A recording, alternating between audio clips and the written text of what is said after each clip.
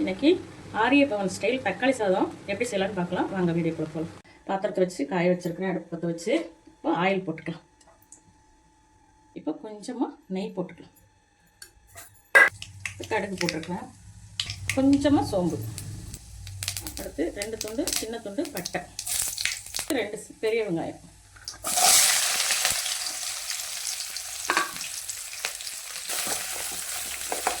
கண்ணாடி பழத்துக்கு வணங்கினா போதும். இப்போ ஒரு 2 வரமிளகா நான் ஒன்று முழுசாக வச்சுருக்கேன், ஒன்று 2 கிள்ளி வச்சுருக்கேன். இப்போ ஒரு 2 பல்லு பூண்டை புதுசாக வெட்டி வச்சுட்டு போட்டுக்கலாம்.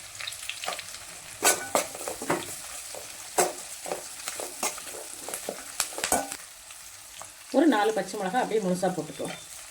அப்புறம் ஒரு கொத்து கருவேப்பிலை போட்டுக்கலாம். இப்போ ஒரு சின்ன சைஸ் தக்காளியை நான் சின்னதாக கட் பண்ணி வச்சுருக்கேன், அது போட்டுக்கலாம். தேவையான அளவு மஞ்சள் தூள் கலந்து வச்சுக்கலாம். இப்போ இந்த தக்காளி நல்லா குழவாகட்டும். நல்லா மசிஞ்சதுக்கப்புறம் பார்க்கலாம்.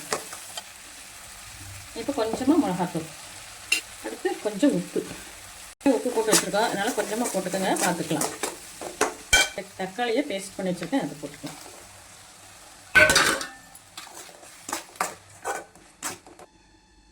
இப்போ இந்த தக்காளி நல்லா வெந்து பச்சை மணம் மாதிரி எண்ணெய் பிரிஞ்சு வரட்டும், அப்போ பார்க்கலாம். இப்போ தக்காளி எப்படி இருக்குன்னு பார்க்கலாம்.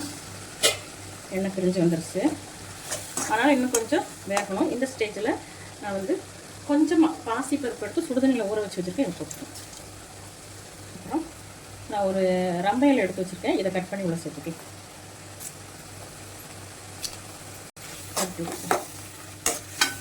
இன்னும் ஒரு 2 நிமிஷம் அப்படி கொஞ்சம் மூடி வச்சிடலாம். இப்போ சாதத்துக்கு இந்த தக்காளி தொக்கு எப்படி இருக்குன்னு பார்க்கலாம். ரெடி ஆயிடுச்சு, நல்லா எண்ணெய் பிரிஞ்சு வந்துடுச்சு. இப்போது நான் உதிரியாக ஆக்கி வச்சுருக்க சாதத்தை இதில் போட்டு மிக்ஸ் பண்ணிக்கலாம்.